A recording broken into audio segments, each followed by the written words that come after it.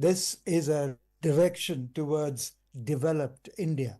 It is a great day for aviation, I'll say. And on this particular day, Honorable Prime Minister has inaugurated certain completed projects like Delhi, Gwalior, Jabalpur, and Lucknow, and certain small airports also, those were inaugurated. And foundation stone was laid for new terminal building at several airports. So this is a great day and great opportunity, and very heavy investment is going on in this sector. I'm happy about it. This sector needs investment and needs a focus, and that is this getting a right priority from the Prime Minister. So that is something a great happening. And as you know, aviation sector is the indicator of any economy. If it is taking off, means economy is taking off, and if it is nose diving, means economy will follow. So this showing a rapid growth path, and I'm sure this will maintain for the next 20-25 years. So when we talk about the initiatives taken by the government, could you provide an overview of recent government efforts and initiatives which is aimed, such as the one we just discussed, which is aimed at boosting civil aviation in India, particularly keeping in mind Udan?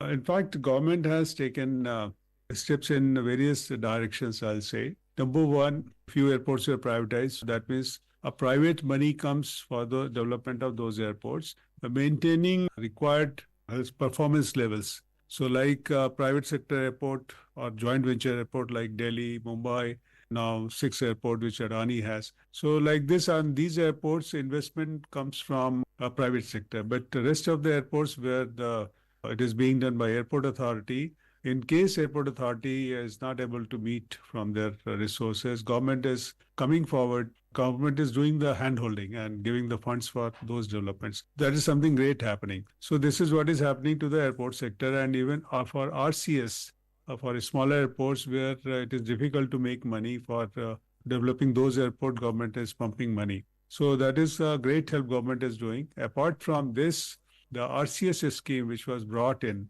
this particular scheme is prevalent in certain countries, but it was not there in India. We did have some route dispersal guideline that was partially helping this particular cause. But then this RCS scheme is very much focused, and it is focused for smaller airports or dormant airports. So that is great scheme, and it gives opportunity to connect and see the potential of that particular location. And if it is found that it is performing great, you can pump more and more money and make a bigger facility available there. So that is a great initiative by the government. Of course, I mean, there are some successes, some failures, so that we have to take in their stride. Mr. Agarwal, there is a plan to meet the growing air traffic demands. And as you said, the Airports Authority of India and other airport operators have targeted capital outlay of approximately 98,000 crore in the airport sector. And this was since 2019 to 24 for construction of greenfield airports and new terminals, and also that of expansion and modernization of existing terminals and strengthening of runways, among other activities. Would you throw some light on this as well? This airport airport has to be constructed with international standards and with latest technologies and facilities. So cost is high. And moreover, runway is to be constructed with a lot of safety margins. Then this requires a huge money. Initially, you have to pump money, and later on, you start earning money out of that particular airport. So initially, money is huge investment is needed. And in certain locations, certain airports which are not presently having a very good traffic, there you are only pumping money and the return is not commensurating to that. So this is a great initiative from the government, putting money where the mouth is. So that is important, that this sector is not neglected what was being done earlier. Earlier, this was being treated as a sector for elites. It is not so. It is the sector whose services are used by everyone. It helps in distributing the prosperity all across the country. The increased connectivity that we're talking about, the overhauling of the airports and also developing the infrastructure means what for the common man, means what for the economy, means what for the country as a whole? First of all, I'll address if you're doing any development which doesn't benefit a common man, then it is useless. So development has to benefit the common man. So first, it is a highest job generator for that particular city. It is generating the job. Secondly, it brings in the investment in the city or in the region. That means more and more job for them. It also assures the local person that he need not to migrate to another city to get the job because the job is coming to his city. And similarly, for other services which he used to go to other cities like education or health, he need not to go because those services will also come in that city once airport is there. So it definitely helps the common man. Second is when so much of investment comes. So one is a direct investment which comes on the airport. Something is indirect investment. One airport comes, then probably a lot of hotels and other industries come in. So a lot of money comes in that economy. So we must aim gradually more and more investment, which we bring in the airport. It multiplies and more return it gives to the government. I have also not indicated about cargo. So a cargo, a local produce, which is a high value but perishable. It needs to move fast from that particular city, benefiting the local producers, local farmers, benefiting everybody in that particular city and region. Moreover, the tourist location or any religious location, if it is close by that particular city, that also gets benefited and people get a chance to see those locations.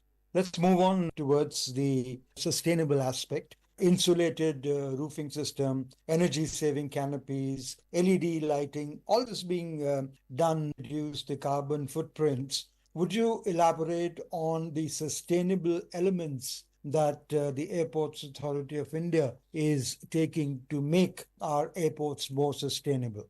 Airports, though we have to provide maximum comfort to the our traveling population, means terminals are air conditioned. And once terminals are air conditioned, that means there is a huge power requirement. So that is one. And secondly, once terminal used by a lot of people, and you have to make it clean and green. So it needs a lot of water requirement is there for the airport. Make it a sustainable development. It is necessary that we draw minimum power required. Airport, we are trying to build the airport itself under silver category Griha rating, means where energy requirement itself of the building gets reduced. Insulating the ceiling and putting glass with reflectors, solar panels for generating power in the daytime. All these things are being done for the airport. And we are also trying that all the vehicles used in the airports are electric driven. These are not non-polluting and electric driven, and most probably the power is taken from our solar system itself. So that is one. And apart from this, to have a lower carbon footprint and lower water footprint, I'll say, we are trying that all the water is recycled there, and minimum water is groundwater is drawn, or a minimum virgin water is taken from the system. So this is how we are trying that minimum footprint is reduced there. As far as airlines are concerned, they are also trying to minimize and they are trying to adopt the blending of the fuel. It has to be a gradual process. We have to experiment and see how we can migrate. And in future, there is electric plane for short hauls is also on the horizon. Once that come, probably we can further reduce our footprint. Mr. Agarwal, what measures are being taken to improve infrastructure and connectivity in Indian airports to accommodate the increasing air traffic? As of now, we have reached the pre-pandemic levels now, or maybe gone beyond that level. So what are we doing to improve the infrastructure and connectivity? For improving the infrastructure, yes, we do a study when some airport is being planned or it is being revived. We make a study and see the alternate means of communication. If those communications are not meeting the expectations, then definitely there is a demand for aerial connectivity, or we assess, what should be the sizing of the particular airport, because we take 7 to 8 years time frame for an airport. And when it has reached in the mid capacity, then we start planning another terminal.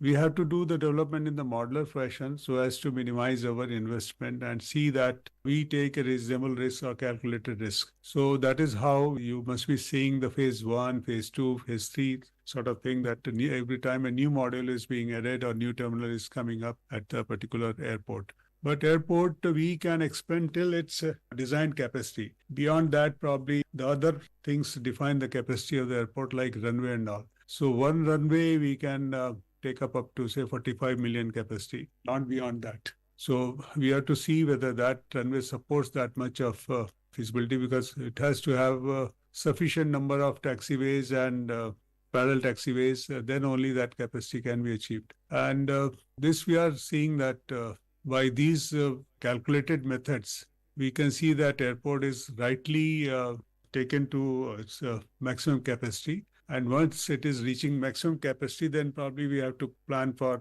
the greenfield airport for that particular city. So it is being done. What about, since whole endeavor is to make air travel accessible to everyone, are there any partnerships or collaborations between the government and private sector entities to enhance civil aviation services in India? PPP, first thing we must realize, a private individual will only invest his money where he looks there is a potential making profit. He will not invest money where there is no potential for profit. So such locations where there is a less potential for traffic, especially in the hilly terrain, such situation, a private entity will not come. So they will come where there is a reasonable chance of profits to make. Anyway, besides that, in case they are coming for even for, say, profitable airport authority is saved from making investment at those airports, and they can still utilize their investment to those airports where they are not going. The idea of the government is that development occurs in the aviation sector. It is immaterial whether it is done by the private entity or by the government. And if private entity comes in, private comes with a more efficient utilization of commercial activity. They are generally considered to be better in maximizing the commercial returns. While in the government, probably they are not able to do to that extent. Anyway, there's a joint effort from private sector and government to develop more and more airport for the country.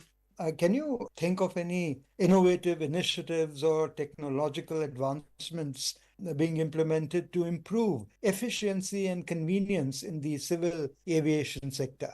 Number one, it should be predictable that flight comes in time. Making it predictable means there must be, we should be able to address climate-related issues like visibility issues. Most of the airport are now being provided with the night landing facilities and ILS and DVR, so navigational facilities, so that the minima is reduced and assures certainty of flight. That is number one. Second is in security processing. Curb to curb, I'll say, from a lot of time is taken in security processing. So methods, this delay can be avoided. Contactless security is being adopted at certain airports. So that is already being done, being tried, implemented at all the airports so that your movement becomes smooth at the airport. On that note, Mr. Agarwal, we would like to thank you for being with Akashvani. Thank you.